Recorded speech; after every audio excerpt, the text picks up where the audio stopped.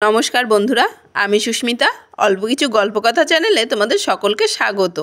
গাছেরা কেন চলাফেরা করতে পারে না, সেই প্রচলিত গল্পটি তোমাদেরকে আজ শোনাবো। অনেক অনেক বছর আগেকার কথা। একসময় পৃথিবীতে গাছেরাও চলাফেরা করতে পারতো। শেকড় বাকড় মাটির নিচে চলাচলি করে দিব্যি তারা ঘুরে বেড়াতো। তখন পৃথিবী ছিল অনেক সবুজ, অনেক সুন্দর। সে সময় গাছ ও মানুষ ছিল দুজনেই বন্ধু। তারা একে অপরের উপকারী সাথী বলেই মনে করতো। কোনো যানবাহন ছিল না, মানুষকে হেঁটে হেঁটেই দূর দূরান্তে যেতে হতো। হাত বাক্স নিয়ে যাওয়া ছিল এক কঠিন ব্যাপার। গাছেরাই তখন সে দায়িত্ব পালন করত। তাদের শাখা পোশাকা ছড়িয়ে দিত চারিদিকে।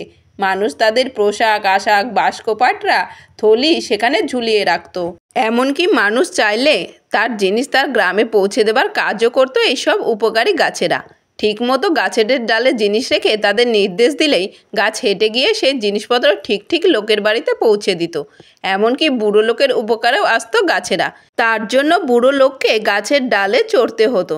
তারপর গাছেরাই তাদের নিরাপদ স্থানে পৌঁছে দিত। এমনকি সে যেখানে যেতে চায় সেখানেও তাকে পৌঁছে দিত। কি সুন্দর ছিল সেসব দিন! এমন আশ্চর্য ভ্রমণ কে আর কবে দেখেছে? তোমরাও দেখোনি। একবার একদল লোক জঙ্গলে গিয়েছিল।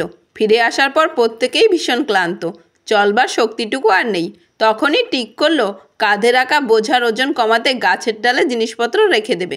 সেই মতো তাদের ভারী জিনিসপত্র তারা গাছের বিভিন্ন ডালে ঝুলিয়ে দিয়ে নিজেরা হেঁটে চলল। কিন্তু এত ওজন গাছের ডাল সহ্য করতে পারল না। ডালগুলি সব কাত হয়ে ঝুঁকে পড়ল নিচে। মানুষেরা তা দেখে সহানুভূতি দূরে থাক, হো হো করে হেসে উঠল। এর আগে তারা কোনোদিন গাছকে এমন অসহায় অবস্থায় দেখেনি। করুণার বদলে তাদের মুখে কুৎসিত হাসি ফুটে উঠল। এমনকি সকলে মিলে আনন্দে হাততালি দিল।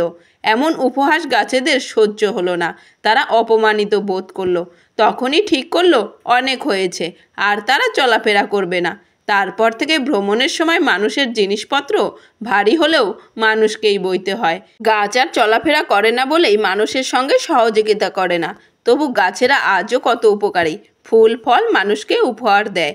মানুষের শ্বাস প্রশ্বাসের জন্য অক্সিজেন যোগান দেয় নিয়মিত। মানুষকে রোদ বৃষ্টি থেকে বাঁচায়। নদীর পাড়ে ভাঙন থেকে মানুষকে বাঁচায়।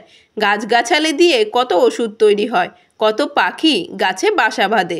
গাছেদের দুঃখ একটাই, তারা এখন আর চলাফেরা করে না। কেন চলাফেরা করে না? আশা করি তা আর বুঝিয়ে বলতে হবে না।